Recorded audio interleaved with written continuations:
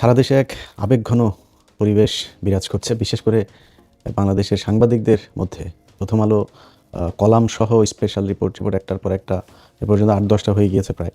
তারা নিউজ করছে একজনের জন্য খুব ভালোবাসা, কান্না। তিনি হচ্ছেন যশোর কারাগারে বন্দী নিষিদ্ধ সংগঠন ছাত্রলীগের সাবেক নেতা, বাগেরহাটের একটা উপজেলার ছাত্রলীগের সাবেক সভাপতি তিনি। খুব ছোটোখাটো পদ না।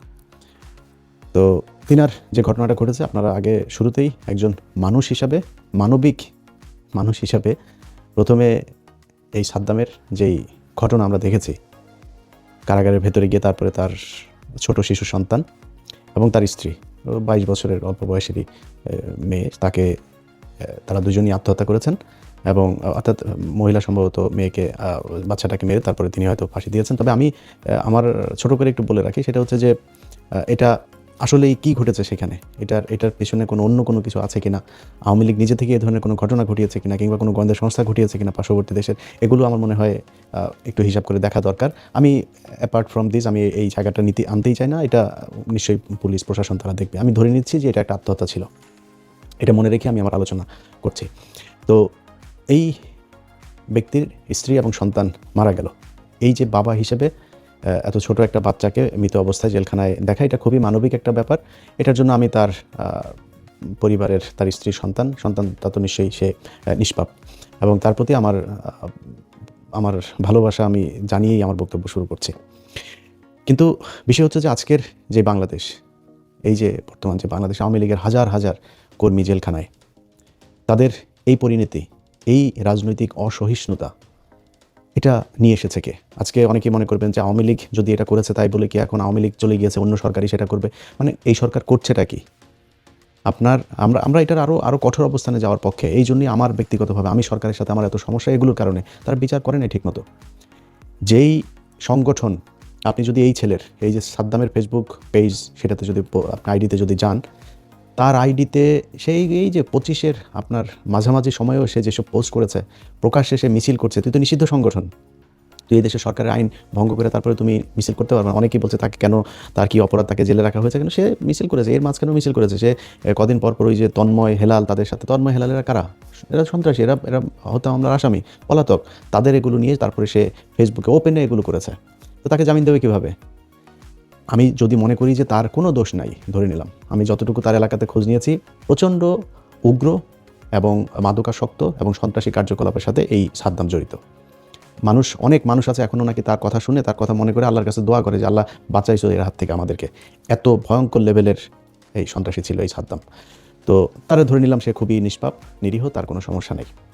দল হিসেবে যারা মনে করেন যে আগের সরকার এরকম করেছে বলে এই সরকার এরকম করবে, তাদের কাছে প্রশ্ন, দল হিসেবে এখনও ঘাড়ের উপর নিঃশ্বাস ফেলছে আওয়ামী লীগ।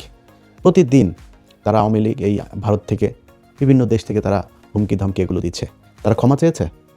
এই যে 15 বছর যা করলো, এটার জন্য তো ক্ষমা চাওয়া উচিত ছিল। ক্ষমা চেয়েছে? ক্ষমা চায়নি। তাহলে আপনি মাফ করবেন কাকে?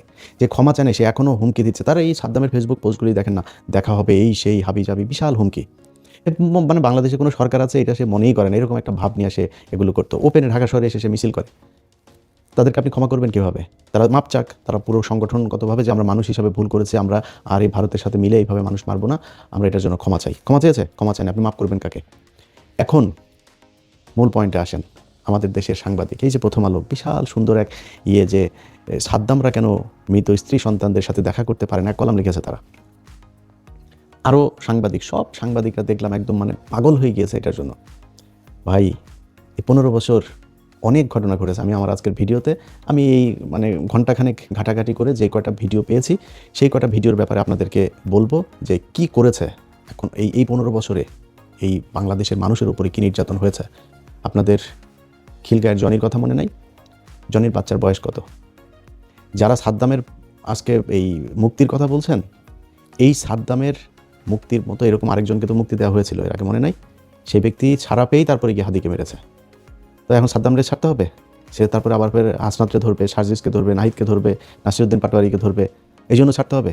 তার অন্যায়ের সাজা পাইতে হবে। সেখানে সে এই যে প্যারোলে মুক্তির বিষয়, বিডিআর সদস্যদের যাদের সাজার মেয়াদ শেষ হয়েছে আজ থেকে 10 বছর আগে, এরকম এক ব্যক্তির গেল কিছুদিন আগে কুমিল্লাতে তার বাবা মারা গিয়েছেন, তার প্যারোলে মুক্তি দেয়নি। ছাড়ে তো নাই, প্যারোলে মুক্তি দেয়নি। কেন দেয়নি জানেন? বলছে সেখানে যেতে আসতে সময় লাগবে, এই জন্য মুক্তি দেয়নি। এই দেশের মিডিয়া কথা বলে নাই তো। এখন পর্যন্ত বিডিআরের লোকজন জেলখানায় আছে, তাদের পরিবারের লোকজনের সাথে তো কথা হয়।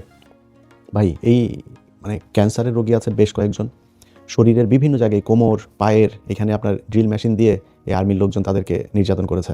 পা অবশ হয়ে গিয়েছে, হাঁটতে পারে না, নানান অসুখে ভুগছে।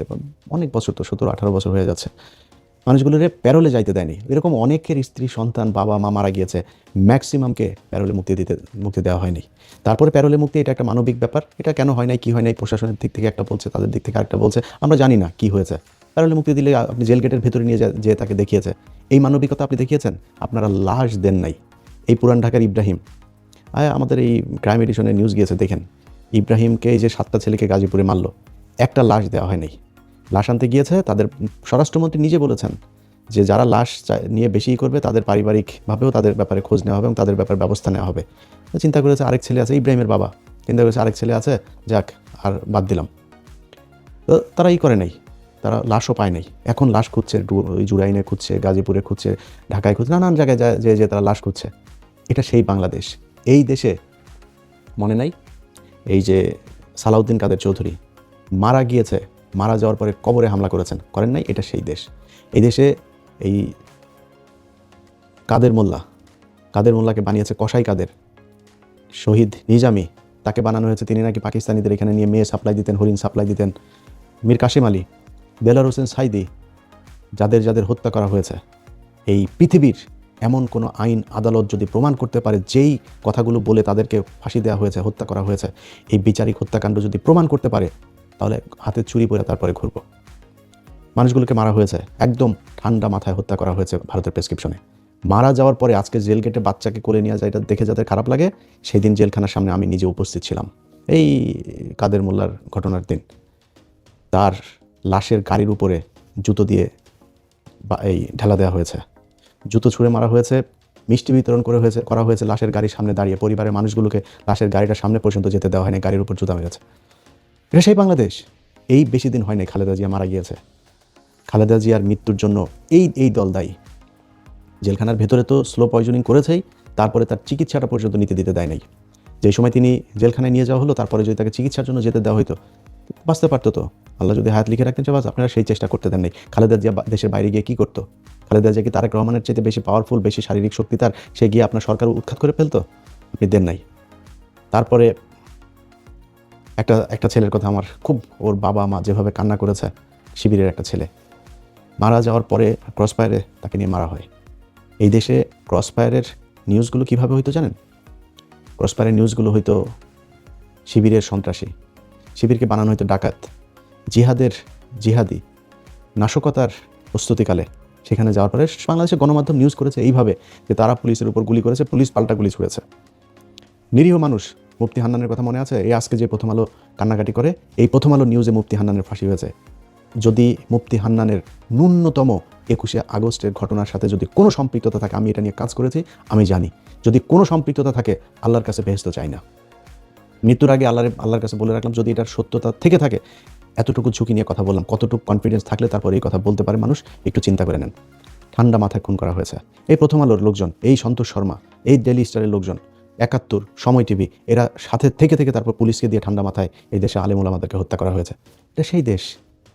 এই জুলাইয়ের ঘটনার সময়, জুলাইয়ের ছোট ছোট বাচ্চাগুলো, একটা বাচ্চা বাসার ভেতরে আপনার হেলিকপ্টার থেকে গুলি করে মানুষ মেরেছেন, এটা তো সেই দেশ। হাদির সন্তান ছোট না, জনির বাচ্চা ছোট ছিল না, তখন মনে ছিল না? আজকে যেই পত্রিকা এটা নিয়ে এত মানবিক নিউজ করছেন, এই পত্রিকার একটা নিউজ দেখতে চাই শিবিরের ছেলেপেলেদেরকে। এই যে শিবিরের সাবেক সভাপতি দেলোয়ার, শিবিরের সাবেক সভাপতি শফিকুল ইসলাম মাসুদের গর্ভবতী স্ত্রী, তাকে পর্যন্ত নির্যাতন করা হয়েছে। পুলিশের পায়ে ধরে পড়েছিল যে আমার সন্তানটা নষ্ট হয়ে যাবে, আমাকে মেরেন না। এইটা সেই দেশ। আপনি এই যে জেল গেটে যেতে দেখেছেন না? জেল গেটে তো গিয়েছে, জেল গেটে ওখানে কেউ জুতা মেরেছে, জেল গেটে কেউ ছাত্রলীগের বিরুদ্ধে মিছিল করেছে, মিষ্টি বিতরণ করেছে, আপনারা লাশের সামনে দাঁড়িয়ে থেকে তারপরে নৃত্য করেছেন। এটা সেই দেশ। সারা দেশের সব মিডিয়া, সরকার, প্রশাসন সবাই মিলে এটা করেছেন। সেই দেশের মানুষের আজকে এত মায়া, মমতা, এত আবেগ, এই আবেগ আমরা এত সহজে ভুলে যাব না। ইউটিউবে সার্চ দিন, খুব বেশি দূরে সেই শেখ মুজিবের মতো আমাদের ইতিহাস বই পড়ে তারপর মানুষকে বুঝাইতে হবে না। সব চোখের সামনে ভিজুয়াল মিডিয়াতে আমরা সার্চ দিয়েন আপনি যে শিবির নেতাকে খালি লিখবেন ইউটিউব অথবা ফেসবুকে যা লিখবেন যে সার্চ করবেন যে শিবিরের নেতাকে ক্রসফায়ারে হত্যা, অন্তত 1-150 পাবেন। পাবনায়, ঝিনাইদহে, কুষ্টিয়া, চুয়াডাঙ্গা, এই ঢাকায়, ওই মানিকগঞ্জে, ওই লক্ষ্মীপুরে, সাতক্ষীরায় মানুষই মনে করা হতো না। এদেরকে মনে করা হয়তো এদের মারলে কোনো বিচার হবে না, এদের নিয়ে কোনো নিউজ হবে না, কোনো কিছু না, এই সুযোগটাও ছিল না। এটা সেই দেশ।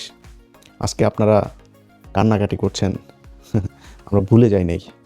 এগুলো আমাদের নিজের চোখের সামনে আমরা দেখেছি এই দেশে কী ঘটেছে। অতএব আমরা একটা সুন্দর দেশ চাই, মানবিক দেশ আসলেই চাই। কিন্তু মানবিক দেশ যদি আপনি চান, তাহলে যারা মানবতা বিরোধী অপরাধ করেছে তাদের বিচার হইতে হবে। তাদেরকে দিয়া তারপরে আপনি দেশ সুন্দর করবেন। এই ছাত্রলীগের সন্ত্রাসীদেরকে দিয়া, এই ছাত্রলীগের সন্ত্রাসীরা এমন কি নাই যেটা তারা করেনি।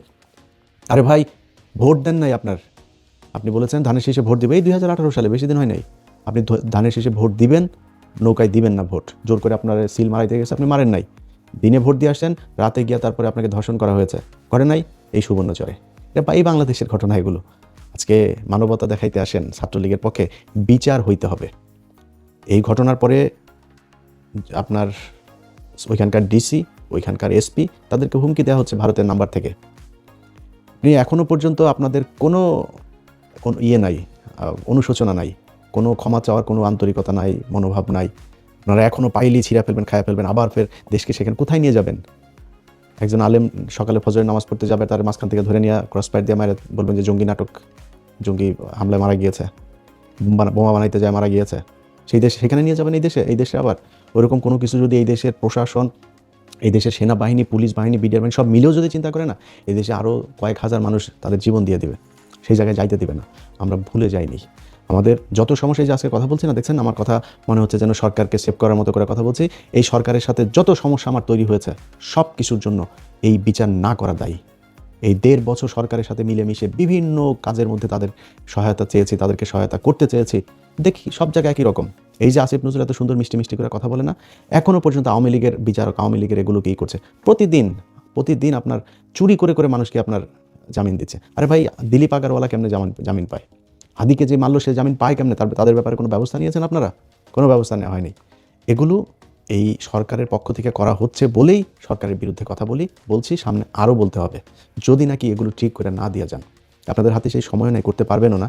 সো আমার মনে হয় যে এই যেগুলো এখন পর্যন্ত আছে, যতটুকু আছে, এটারে যদি শক্তিশালীভাবে যদি করে দিয়ে না যাইতে পারেন, এই যেমন ভোটের জন্য নাচানাচি করেন না, কেন করেন? ভোটের জন্য নাচানাচি করেন আপনার জীবন বাঁচাইতে। আপনারা এই দেশে কারোর দ্বারাই শান্তিতে থাকতে পারবেন না, না সাধারণ মানুষের কাছে জুতা খাবেন, আপনার এই আওয়ামী লীগের কাছে তো খাবেনই। সো মনে করেন না যে আওয়ামী লীগকে টাকা পয়সা খেয়ে তারপরে তাদের সুবিধাজনক জায়গায় দিয়ে যে তারপরে আপনারা এখানে ভালো থাকতে পারবেন, সারা জীবনেও পারবেন না। তাদের ব্যাপারে আপনাদেরকে সুনির্দিষ্টভাবে মানুষের যেই চাহিদা, মানুষের যেই দাবি, সেই দাবির প্রেক্ষিতে এদের বিচার করতে হবে, যার যতটুকু শাস্তি। যেই ব্যক্তি ওই দিনাজপুরের এক প্রত্যন্ত গ্রামের একজন আওয়ামী লীগের কর্মী, তার সাজা যতটুকু, যদি 1 মাস হয় সাজা 1 মাস হবে। যে কেন্দ্রে ছিল, কেন্দ্রে থেকে যে হত্যার নির্দেশ দিয়েছে, তার সাজা যতটুকু ততটুকু হইতে হবে। কিছু লোকজনের সামনে রেখে এই যে সময় টিভির একজন সাংবাদিক, ওর নাম হলো মাহবুবুর রহমান, নাম বলে জেমসন মাহবুব। তো ওরে প্ল্যানিং এডিটর বানানো হয়েছে। তো প্ল্যানিং এডিটর উনি এই কিছুদিন আগে মুজাম্মেল বাবুকে ভারতে পাচার করছিল, মানে পাঠিয়ে দিচ্ছিল। ওর বাড়ি ওই ময়মনসিংহের ওদিকে, সে সীমান্ত ওই দিক থেকে তারা পাঠাচ্ছিল। সেখান থেকে এই মুজাম্মেল বাবুর সাথে এই জেমসন মাহবুবকেও ধরা হয়েছিল, ধরে তারপর তাকে ছেড়ে দেওয়া হয়েছে, যেহেতু তার নামে মামলা ছিল না। সেটা তাদের সহযোগী, তাকে প্ল্যানিং এডিটর বানানো হয়েছে সময় টিভিতে। এই বিএনপির লোকজন এই টেলিভিশনের দখল নিয়ে তারপরে সেই 5 হত্যা মামলার আসামি জুবায়ের, এই অ্যাডভোকেট কামরুলের ভাগ্নে, তাকে বসানো হয়েছে এখানে। আবার সেই খান মোহাম্মদ রুমেল, যে কিনা বিএনপির লোকজনকে নিয়ে অপমান করতো টকশোতে, সেই রুমেলকে বানানো হয়েছে এটার হেড অফ নিউজ। এগুলো চলছে আমাদের চোখের সামনে, দেখছে। ভাই, আপনি আমারে দরকার হলে মারেন, থাপড়ান, কোনো সমস্যা নেই ভাই, কিন্তু চোখের সামনে এই দেশে যারা কিনা এই 15 বছর এই স্বৈরাচারের দোসর হয়ে কাজ করেছে, তাদের বিচার করবেন। ভারতের ব্যাপারে আমাদের দেশকে স্বাধীন সার্বভৌম রাখার জন্য যা করার দরকার সেগুলো করবেন। আপনি আমার থাপড়াবেন তো আপনার পায়ে ধরে পড়ে থাকবো, কিন্তু এগুলো করবেন আপনি আমার $1,000 বিলিয়ন মিলিয়ন ডলার দিয়ে লাভ হবে না, ওইটা আগে করে যেতে হবে। তো যাই হোক, বক্তব্য শেষ করছি। যাদের আমি যা বললাম এগুলোর ব্যাপারে যাদের দেখার দরকার হয়, ফেসবুক, ইউটিউবে সার্চ দিয়ে পিছনে একটু দেখলে আবার ওগুলো মনে হবে। আমরা গোল্ডফিশ জাতি, তো এই গোল্ডফিশ ন্যাশনের জন্য আমার মনে হয় পিছনে গিয়ে এই জিনিসগুলো বারবার দেখা দরকার। কবরে গিয়ে সালাউদ্দিন কাদের চৌধুরীর কবরে হামলা, সুবর্ণচরের 4 সন্তানের মাকে ধর্ষণ, তারপরে এই যে 6 জনকে আপনার গাজীপুরের এক ঘরের মধ্যে মারা, তারপরে এই মিরপুরে আপনার মারলো 8টা ছেলেকে, এই মানুষদের ধরে ধরে নিয়ে যে মারা হয়েছে না, এই দেশে সেনাবাহিনীর ক্যান্টনমেন্টের ভিতরে সেনাবাহিনীর অফিসারদেরকে নিয়ে গুম করে রাখা হয়েছিল, 17 বছর ধরে গুম হয়েছিল, খবরও জানে না কেউ। শেখ হাসিনা থাকলে 17 আরও বছর গেলেও এটার কোনো বিচার হইতো না, তাদের খোঁজও পাইতেন, ওইখানেই পচে মারা যাইতো। দেশের নিজের, আরে ভাই, যে অপরাধ করেছে বা আপনারা মনে করেন যার বিরুদ্ধে ব্যবস্থা নেবে সেটা তো পরের কথা, মীর কাশেম আলীর ছেলেকে পর্যন্ত, বাবার জন্য ছেলেকে পর্যন্ত করেছে। কী অপরাধ ছিল আপনার এই যে গোলাম আজমের ছেলের? তারে গুম করে রাখতে হবে, একজন চৌকস একজন অফিসার, তারা আপনারা গুম করে রেখেছেন।